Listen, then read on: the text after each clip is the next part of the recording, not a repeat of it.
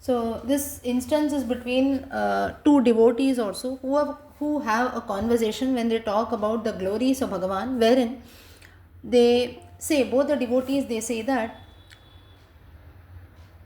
Bhagavan who is there, he will always, maybe at times also when there are difficulties, problems that come in our lives, maybe the Lord will not always take us out from that, but he will definitely show us a path. For this, you see, there is a simple example which is told. Gajendra, the elephant, the Lord, the crocodile came and caught his foot, right? The Lord did a leela that way that the crocodile comes and it catches his foot, no doubt on that. But still, though the elephant had to suffer, still Bhagavan does not let him drown there, does not let the crocodile get his life. So you see, the problem comes in, but still the Lord comes and catches. Another incident is Draupadi's incident. So that's when Krishna, he let Draupadi, let the Vastra Apaharanam that is there. It happens a bit, but the Lord, when she raises her hands up and calls out to Govinda, at that time the Lord definitely comes and saves her. Next is, further what happens is, Krishna, he allows Pandavas, through his Leela, he allows the Pandavas to lose everything, but he never lets them to be destroyed, that is there. So in every instance, you see the Pandavas lost everything, including Draupadi, including their own self, kingdom and so on, but still till the end, Krishna was always there with them.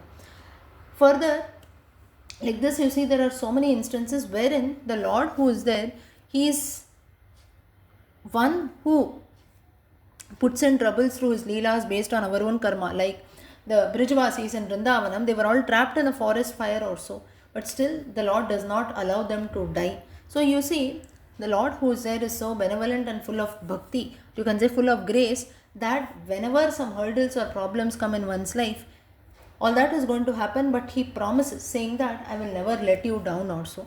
So this is a conversation which takes place, a very beautiful conversation that takes place between two devotees, wherein they have this discussion saying that based on our own karma, there are different hurdles and problems that come in our lives, and though the Lord does not act then, okay, today something wrong is happening, or today it is a difficult period or so, maybe the Lord does not come and, you can say, take the problem completely away, but definitely there will come a time wherein, like he came in the case of the Pandavas, Draupadi or Gajendra or the Brijvasis who are there to save them from the forest fire, like that the Lord definitely comes in our lives also while we are on the Bhakti Margam. Yeah, or even if you see stories like in the case of Ajamila, Ambarisha and so on. Ajamila, what he does is Ajamila Moksham, very important episode, wherein he was an evil person, but in the last days of his life he calls out to Narayana, that too not consciously remembering the Lord. He had named his last son Narayana, that's how he calls out. But the Lord through his Karuna considers that also as taking his Nama and gives him a place in Vaikuntha. Now here we must not feel that, okay, I'll also do something like this, that on the last days of my life I'll call someone to sit in front of me. It doesn't, and then the Nama will come in my mouth. It does not happen that way. If Nama has to come on the last days of our life, throughout our life, if we put in efforts, only then in the last minute also that Narayana Namam will come. And so it is nothing again very special also for each and everything that we do in life.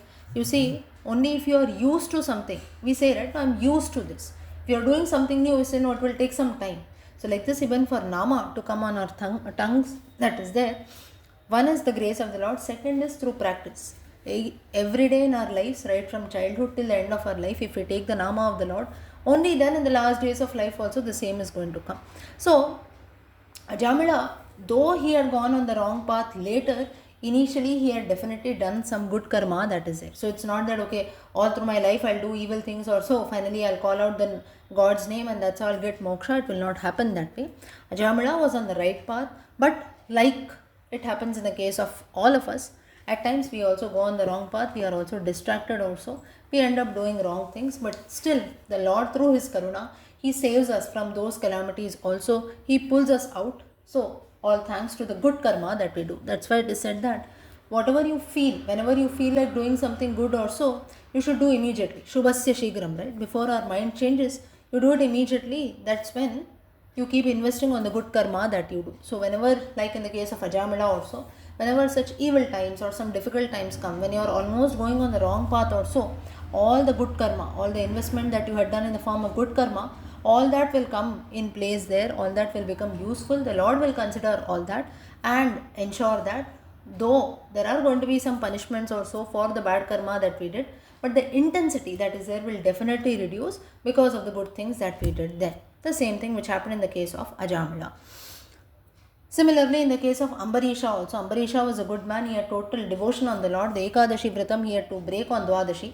But Durvasa and the other sages come in, and because Ambarisha had to break the fast, he consumed a bit of water, or so it is said. Durvasa Rishi gets angry that he consumed without asking him. So that's when he tells that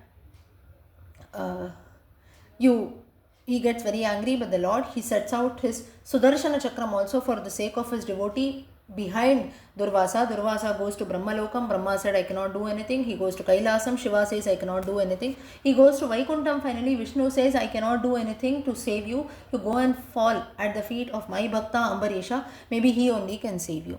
Durvasa goes, asks for forgiveness at the feet of Ambarisha. Ambarisha feels very embarrassed and he says, no, you should not do this. You are a great sage. And whatever, while he forgave Durvasa, the Sudarshana Chakram goes back to Vishnu in Vaikuntham.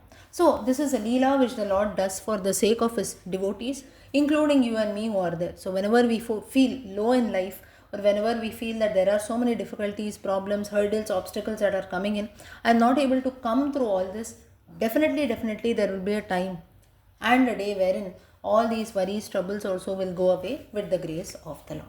Yeah.